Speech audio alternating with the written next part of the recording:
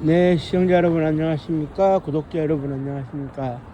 100원, 200원 후원해주시는 분들께도 이제 감사의 말씀드리고요.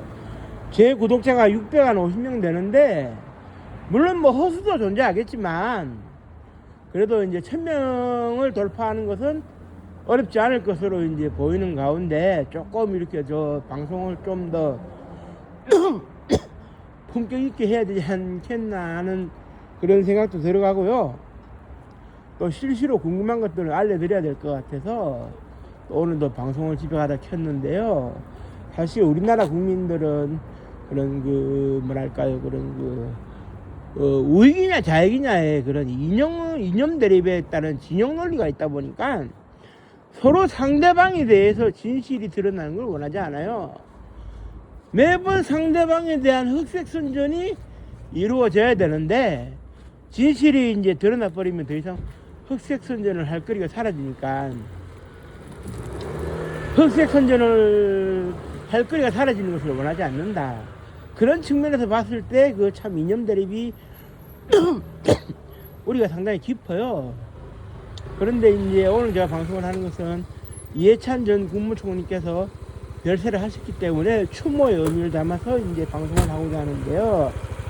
그 이해찬 그 전 총리의 경우에 오늘 뉴스에 나온 게 고문 후유증으로 일찍 그 서거하셨을 수도 있다, 이런 조심스러운 기사가 나왔고, 대중의 관심 중에 하나가 뭐냐면 이해찬 전 국무총리가 어떻게 해서 5.18의 유공자가 될 수가 있느냐, 이거를 아무리 설명해도 들으려고 안 해요.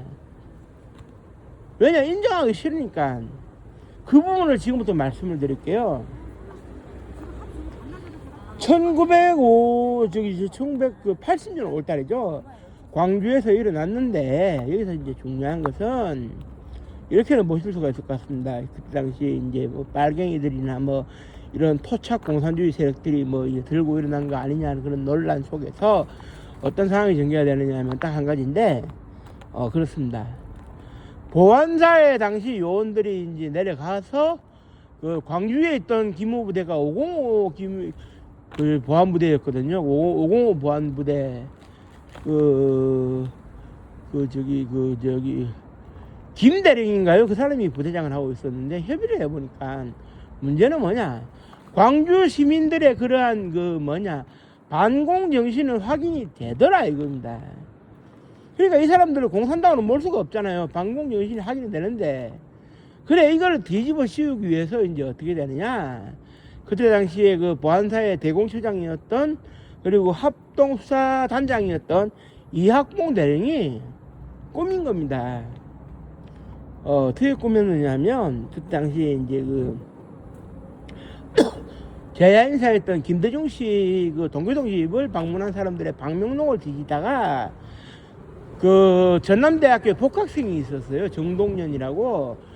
64년도인가요? 그 있었던 6.3 사태, 한일회담 반대 시위 때 제적이 됐다가 복학이 이루어진 이 사람이 그때 당시에 한 38 됐거든요. 나이가 좀 되는 사람이었는데, 이 사람이 강연에 초청하려고 김대중 씨 집을 찾아갔다가 만나지는 못하고 김상현 의원만 만나고 돌아왔다, 이렇게 됐는데, 찾아갔었다는 것을 핑계 삼아가지고 방명록에 이름을 남긴 것을 이제 핑계 삼아가지고 김대중 씨가 자신의 측근이었던 김상현 의원한테 그때 당시에 500만 원, 그러니까 처음에는 뭐 1000만 원, 2000만 원 얘기가 나왔습니다만은 너무 학생한테 지어주는 금액으로서는 너무 크다 그래가지고 이제 500만 원으로 정해놓고, 김대중 씨가 당시에 이제 김상현 의원한테 지시를 해가지고 500만 원을 어떻게 되느냐, 정동년 의원한테 전해주고, 정동년 뒤에는 구청장을 했습니다만은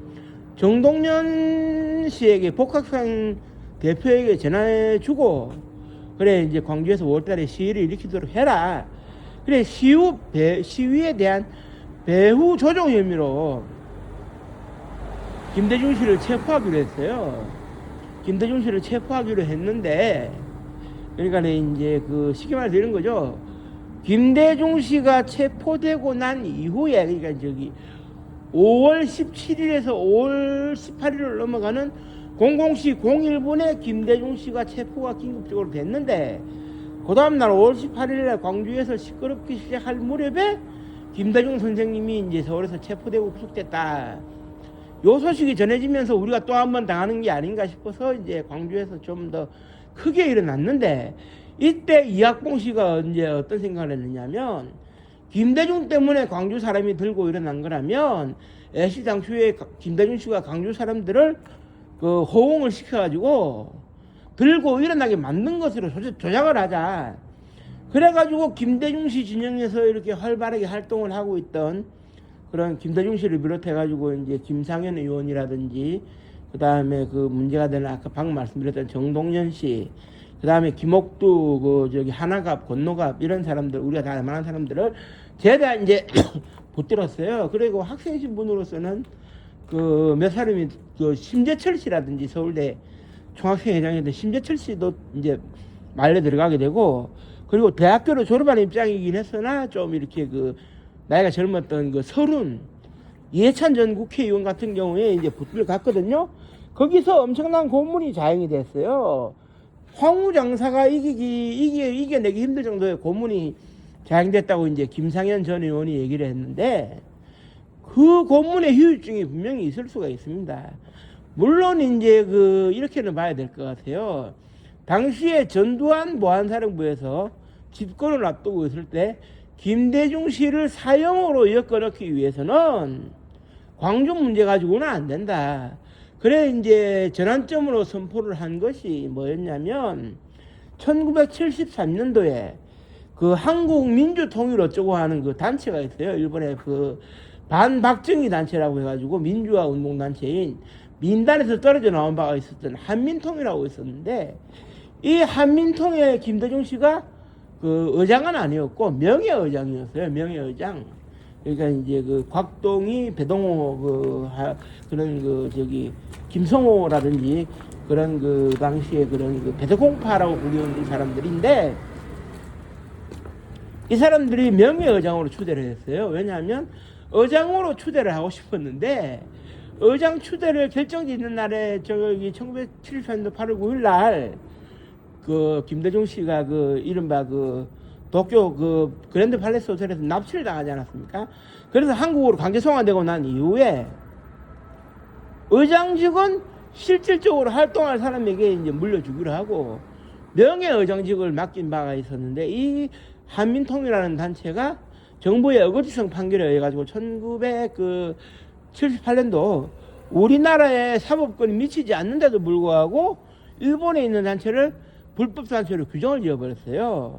그리고 이 불법단체의 명예의장이었다는 이 점을 김대중 씨한테 이제 찔러 넣어가지고 불법단체를 조직하고 활동했다는 식으로 해서 사형 선고까지 가게 되는데, 애시당초에 이러한 사건에 이제 그것이 이제 결국 이제 우리가 흔히 이제 역사에 등장하는 김대중 내란 음모 사건이에요. 이게 바로 이제 김대중 내란 음모 사건인데, 이거는 뭐 이제 찾아보면 자료가 많이 나옵니다. 그리고 1998년도에 전원 무죄로 이제 판결을 받아가지고 명예회복을 했는데, 하지만 이 사건 초기에는 이제 그 김대중 씨를 5.18과 관련해서 엮어 넣으려고 했어요.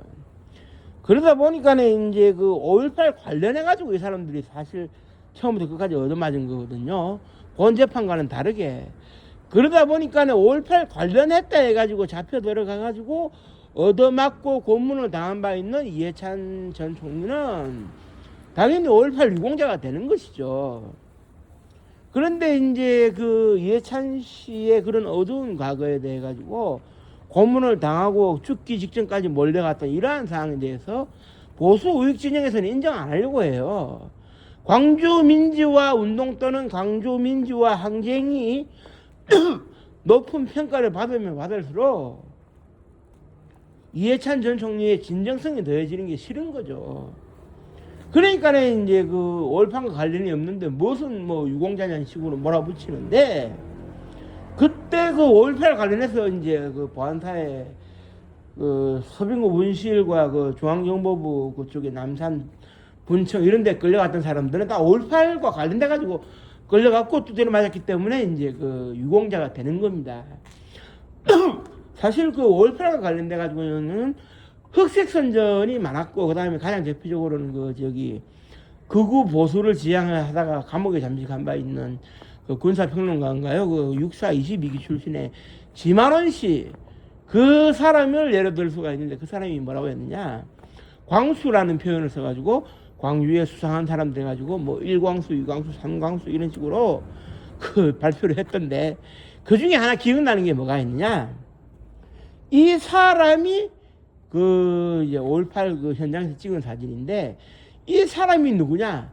바로 북한의 그 김일성의 보관을 지냈던 이을설 중장이다, 이렇게 발표를 했어요. 그 지만원 씨가. 그래서 이제 북한군 개입설을 뭐 가다듬고 그랬는데, 이게 뭐 뻔히 답 나오는 얘기를 뭐 굳이 뭐 해야 되겠습니까만은, 결론적으로 이 사람이 이을설 중장이다라고 지적이 된 그 사진을 나중에 그 당사자가 나와서 보니 남자도 아니고 그 할머니였어요. 할머니. 여자가 할머니였어요. 남자도 아니고. 그리고 이제 분명한 것은 이을설 중장이다 했기 때문에 이미 답은 나와버린 상황이죠. 왜 그랬느냐 하면 김일성의 영원한 부관이었던 이을설은 그때 당시에 중장, 그러니까 북한 계급으로서 별 2개가 아니라 이미 대장 계급장 별 4개를 다른 사람이었어요. 그리고 이제 그 명예직으로 대장 계급장을 단 측면은 있지만, 그 이후에 명예직으로 원수까지 올라간 측면도 있지만, 무엇보다 중요한 것은 뭐냐? 김일성 집무실에 24시간 붙어 있지 않으면 안 되는 사람이에요. 김일성 관저와 김일성 집무실 그 어디를 벗어나서는 절대로 안 되는 사람이 이율설인데, 이율설이가 그 한가하게 광주까지 내려와가지고 시위를 진두지휘한다, 있을 수 없는 일입니다.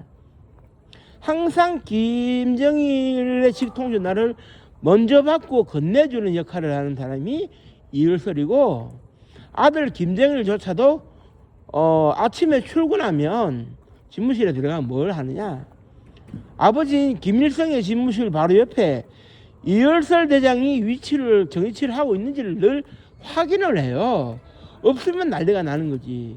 그런 사람이 한가하게 광주까지 내려와가지고 붙잡힐지도 모르는 그런 그 위험천만한 시위를 전개한다. 그거 절대 그 있을 수 없는 일이고요.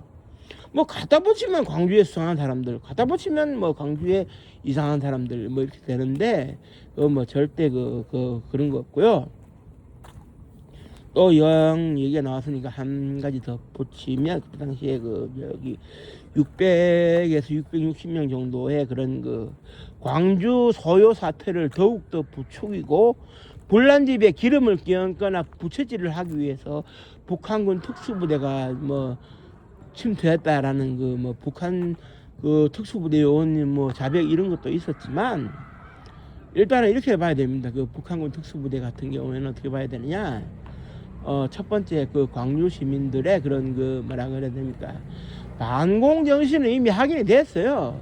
확인이 되었고, 그 다음에 두 번째, 진짜 북한군 특수부대가 들어왔다면 보안사나 우리 군 차원에서의 대응이 없을 수가 없고, 보안사 문건 기록에 남아 있어야 됩니다.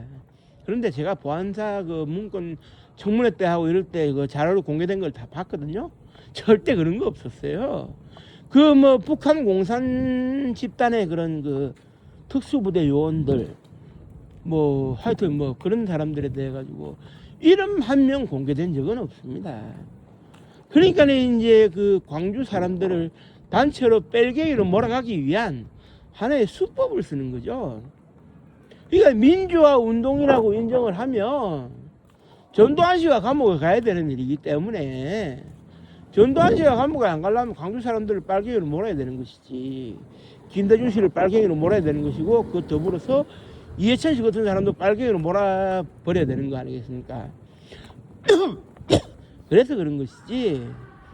그리고 이제 그때 당시에는 뭐 일단 이렇게는 볼 수가 있을 것 같아요. 원하는 그런 거 진술을 얻어내기 위해 가지고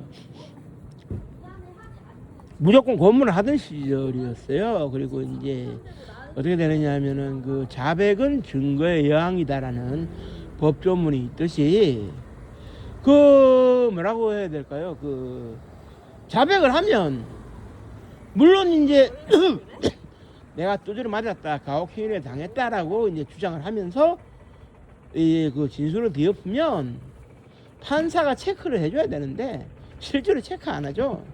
묻는 말에만 답해라고. 어디서 수작을 쓰느냐. 그게 그 시대의 논리였어요. 왜냐, 그렇게 받아줄 거 다 받아주면 결국 판사가 사형을 당하는 시대였거든요. 그때는 정찰제 재판이라는 게 있었는데, 우리가 오늘날 정찰제라고 하는 것은 가격에 이제 명시가 되어 있으면 그 가격 그대로 물건을 사야 된다는 얘기, 그거하고 똑같은 거예요. 그때 당시에 중앙정보부나 공안검사가 뭐 징역 8년을 구형한다 이런 식으로 입장을 표명하면 판사는 그에 무조건 따라야 되는 것이지, 거기에 대해 가지고 형량을 깎아준다는 거는 생각할 수도 없던 시절이었거든요. 그러니까 이제 이름하여 정찰제 재판이니까 공안기관의 그 판단이 형량을 좌우하는 판사의 그런 법적 지식과 법리 검토가 아니라, 그런 뭐 희생이 이제 되는 사람이 수없이 나오는데, 그래도 건강을 어떻게 회복을 해가지고 이제 그 80년 이후에 그런 46년을 살아왔지만 결국 그 건강상의 고배를 넘기지 못하고 사망을 했어요. 그 나이 때에 그 김승현 하나그룹 회장이나 정몽준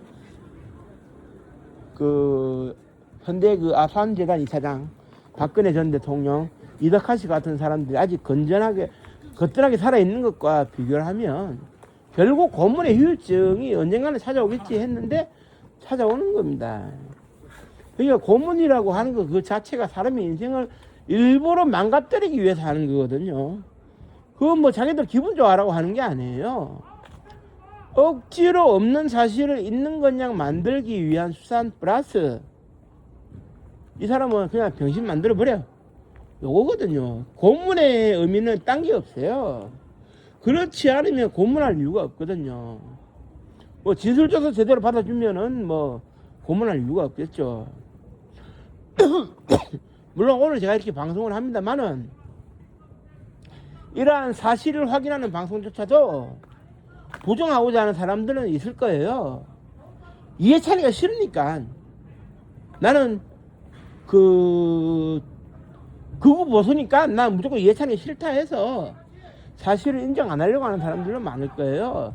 그런 사람들이 굳이 뭐 제 방송을 보기나 할까 싶습니다만은, 진실은 진실로 남길 수 있어야 되고 이제라도 진실을 바로잡을 수 있어야 된다고 생각하기 때문에 뭐 그 사람에 대한 판단이나 시선 이런 거는 별개로 고문과 그 고문 후유증은 사실로 인정해야 된다.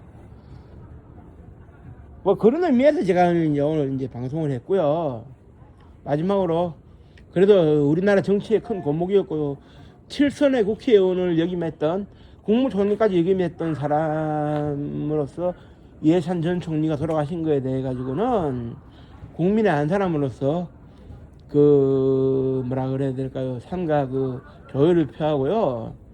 하늘나라도 민주화가 돼야 되니까 거기도 민주화 운동을 해야 되니까 김대중 전 대통령님 비서관 역할을 하러 갔겠지. 그건 뭐 그런 생각하고 가슴 아프지만 그냥 담배 한 대 피고 웃어 넘기려고 합니다. 사람은 누구나 때가 되면 죽는 거니까요. 조금 먼저 갔다 생각을 합니다. 물론 이 방송을 보고 이제 같이 명복을 빌어주실 분이 얼마나 될는지는 모르겠는데, 그래도 이제 우리가 이제 명복을 빌어주는 것은 돌아가신 분의 예의에서라도 이제 명복을 빌 필요는 있겠다라는 생각이 들고요. 날씨가 차갑습니다. 이 차가운 이 영하의 날씨에 이제 차가운 시신으로 이제 관 속에 들어가 계시는 점이 참 안타까운데, 모든 게 원망스럽네요.